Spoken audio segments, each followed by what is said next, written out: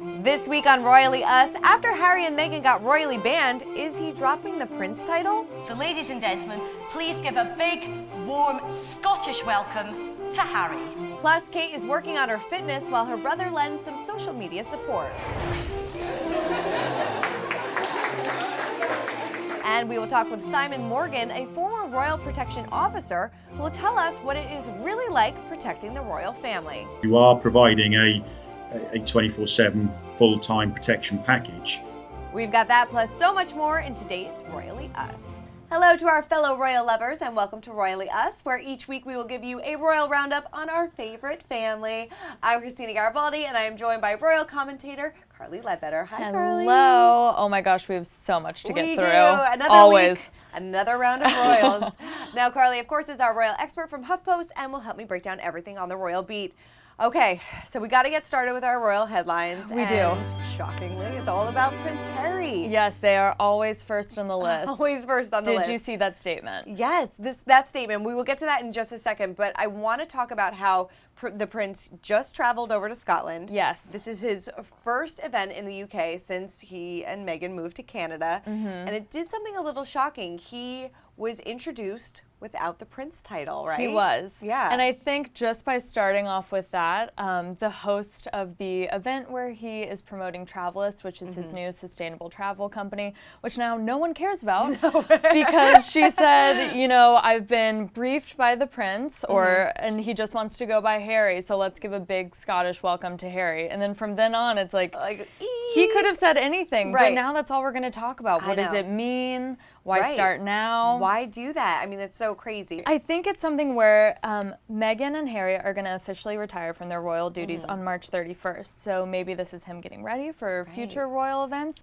It is something that he and Meghan have always said, though, like, I'm just Harry, I'm just Meghan. So it seems something sort of for the fans, like we're just real people. Do we think it was like a little bit of a dig? Because like we said, we're going to talk all about this statement that they just released, but in their statement, it was almost kind of like a backhand to the palace. So do we think that this is almost a dig as well? You know, it definitely could be. It could be them, you know, he flew in commercial, then he took the train, he's wearing very normal clothing, I'm just Harry. It could be him portraying to the world, look at me, I'm just a person. Or it could be one little thing where, you know, we're having to drop the titles in March, but we're just going to start now. Sure. We're going to do it on our own terms. I'm royally banned, so I'm getting rid of all of my royalty. Going to start that exit now. Yeah, seriously. So, oh my God, so crazy. Okay, so let's talk about what happened last week. Now, this appearance came shortly after Prince Harry and Duchess Meghan were given the news that they will no longer be able to use the Sussex royal trademark after stepping down from their positions.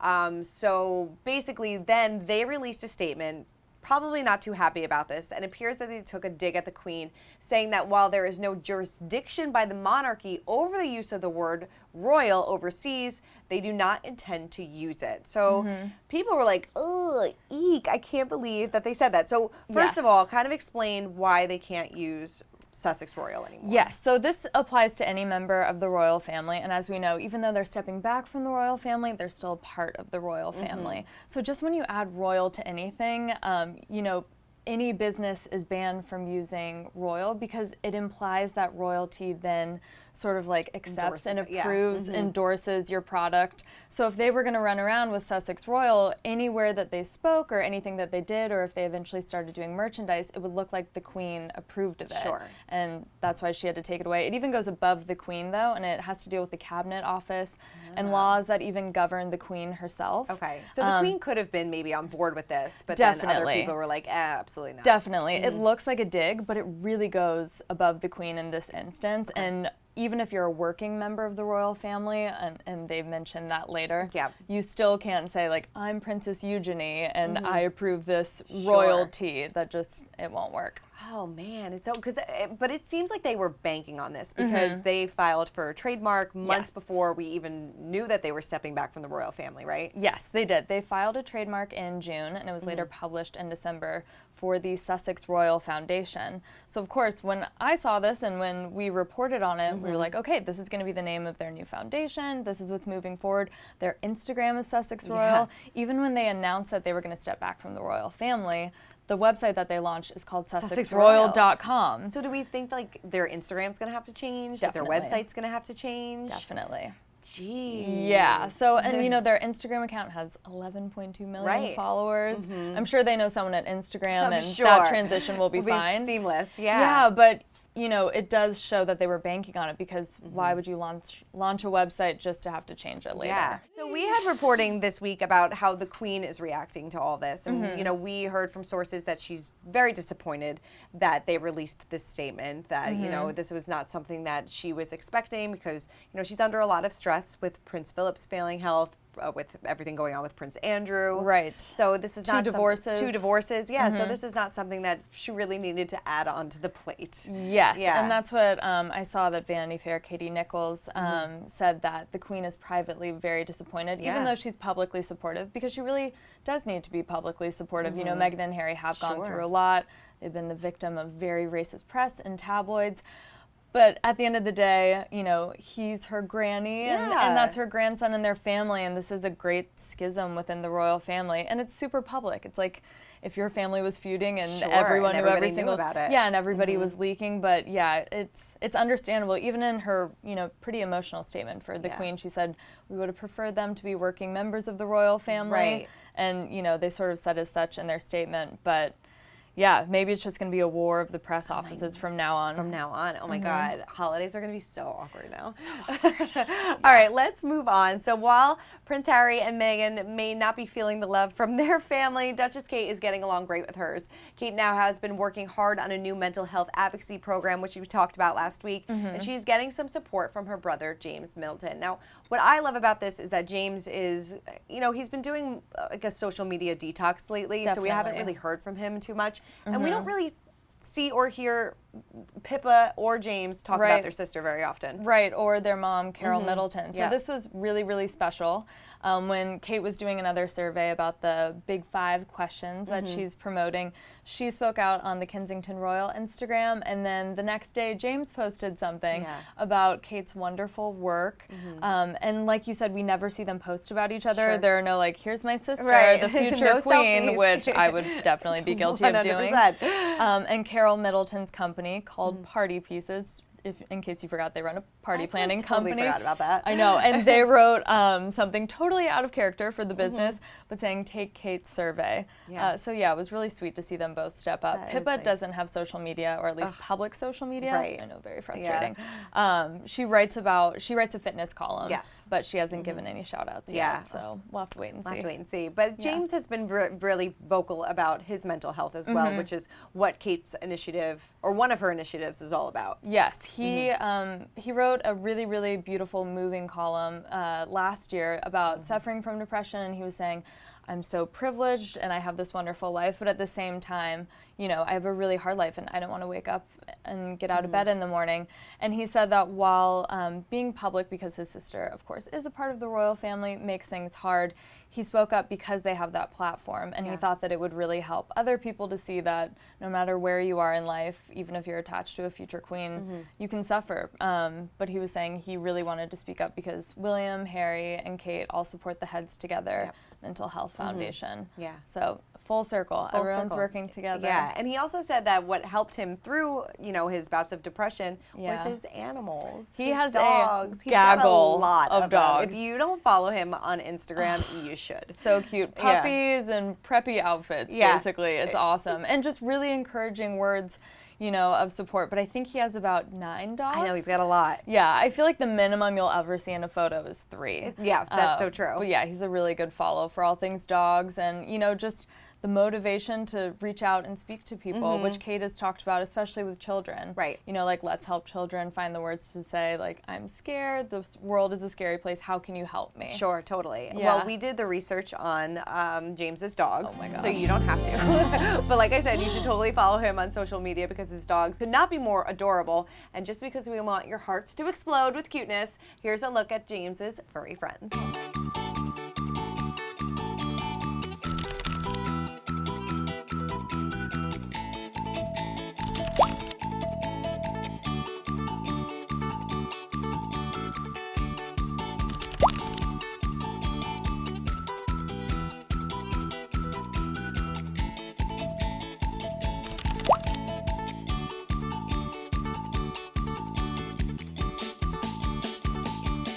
my little treat for them was to give them a puppy, and Lupo was their gift. So yes. Good dogs. Where's it gone? Where's it gone?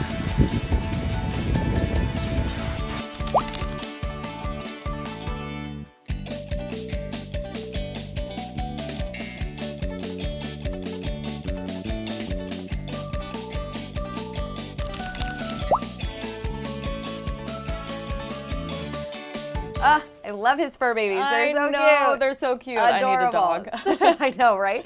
Now, something else we learned about Kate this week is that she can pack a mean punch. Yes, she attended a sports aid event, and clearly she's got some moves. She does, and Yeah. I feel like we've seen so many Sporty Kate moments. She sails, she's like ready to get down and dirty with the kids. It was great. I also love that all green outfit. It's really getting me ready for spring. That. I really kind of want that. I want to know how I can get that look for less. Right, yes, exactly. Lord knows I can't afford it. All right, so now it is time to spill the royalty, and we are bringing it right back around to Harry and Meghan, because her BFF, Jessica Mulroney, is kind of setting the record straight about what went on with this whole charity situation, Yes, right? definitely. And Jessica is really good about speaking out. So over the weekend, multiple outlets reported that Jessica Mulroney had registered a website for Meghan and Harry called Sussex Global Charities. And the weird thing about this is you would think they would be more careful. So, you know, a lot of outlets were really suspicious that Jessica would actually do this. Sure. And of course, shortly after reports surfaced, she took to Twitter to say, we absolutely did not register this under my foundation if journalists would get their facts right. So it is really frustrating to see these stories pop up which are fake or people aren't writing them up, and that just contributes to people seeing like there's an agenda against Meghan and Harry. So with Harry and Meghan heading out to many public places in the next few weeks, it had us kind of thinking about how they will be protected now and after their royal duties end. So to help us break that down is Simon Morgan, a former royal protection officer who worked for the royal family from 2007 until 2013. Well, Simon, thank you so much for joining us. We're so excited to have you. Yes, thank you. My pleasure. Thank you. I feel like we're going to learn a lot. I think we really are. Yeah. So I want to kick things off. We were just talking about how Prince Harry and Meghan Markle have a lot of engagements coming up, but obviously their royal duties are going to end. So on a security standpoint, what kind of challenges are they going to face after cutting ties with the royal family? I suppose ultimately you lose the support network that is in place around both kind of principals at the moment. So, you know, as things stand within the UK, it is UK law enforcement, the police service, that has responsibility for protection of the royal family. Okay. And within that, it's specifically Metropolitan Police Service. So you have warranted police officers, you have the security services that all dovetail into each other to create that protection package. That's replicated on a local scale with regards to London, then a national scale within the UK, and then a global scale around global law enforcement and security services throughout the world. So you'll basically lose the immediate connection that has if their security is no longer provided by the Metropolitan Police Service, because obviously we're still in a bit of flux at the moment and nobody quite knows how that's going to look like going forward. Right. So if that doesn't work out, do you see Harry and Meghan, you know, paying for their own private security? Because, I mean, they are such huge figures in the media that I would imagine that they need some form of protection. Very much so. I mean, if they came away from official protection and came off the official protection list, then therefore they would be classed as high net worth individuals. High net worth individuals exist across the globe, and they have private security teams that work with them with regards to understanding the complexities of being a member of the royal family and supporting a member of the royal family. You know, that most probably only falls to a handful of individuals or a handful of teams that actually support that around the world. Yeah, no, I know that when Princess Diana left the royal family, she was adamant about not having security. Do you think we'll ever see a situation in which Meghan, Harry, and Archie don't have security teams? No, it is very basic and positive answer. You know, you are looking at two global icons. You're looking at a senior member of the British royal family. You're looking at a war veteran who completed 2 operational tours of Afghanistan. The threat level against that particular individual is extremely high. So therefore, when you put it all together and you look at the associated risks of being a member of the royal family, the terrorist threat around that, whether it be kind of religious or political, the single issue statements that will also, or rather the single issue causes that will also look to gain some form of advantage by possibly attacking those particular principles. And then the fixated threat as well. The fixated threat is a real large phenomenon, certainly within the royal family and within the entertainment industry as well. When you look at the fixated threat and the common terminology of stalkers, then lots of people in the public spotlight have stalkers. So that threat isn't going to go away. Yeah. What's like a typical day like protecting the royal family? Yeah. Is like you have like Is there a typical day? Is there a typical is every day different, or do you have to be on every single day if they're just chilling at the palace, nothing going on, or is it just Every day is different. Yeah. You will have no 2 days that are the same, because when you're providing protection to a senior member of the royal family, you're providing it in both an official and a private capacity. And as with everybody else, they have their job of work, and they also have their private and their family time. So they do lots of different things, and therefore your week is mixed with a variety of different types of events, both here in the UK and kind of overseas, and then obviously returning to their private residence to lead their family lives, and do things that everybody else does with their friends and their families. But obviously it's all done with a security overview. Yeah. That security blanket is present kind of all the time. And again, that's where the professionalism comes into it, because you are allowing your principal to lead as much a normal life as they possibly can. And you, as the protection professional, have to accommodate that. So you have to put lots of things in place. It's very easy just to turn around and say, don't go out, don't speak to anyone, stay behind the walls. Right. Yeah, no, that's true, because they want to go out and live normal lives. Right. It is very much so. And you, as the protection professional, have to put things in place to mitigate those risks, to allow people to lead a normal life. Otherwise, you have a breakdown, again, in communication, where people will feel frustrated and therefore not abide by the rules that are ultimately put in place to protect them. Right. So, protection done properly is a lifestyle choice. Protection done badly is very unwielding and unforgiving. What's the most like normal request that you had to go about, like kind of planning? Like, did somebody just want to like go to the movies or go to the grocery store? Very much so. Movies, restaurants, go and meet friends. Certainly within central London for the younger members of the royal family. Yes, the requests are very, very normal. There's nothing strange or weird really outside of that. That you are providing a 24/7 full-time protection package whilst the principal is leading their normal life. How is it what is it like having the royal family as a boss?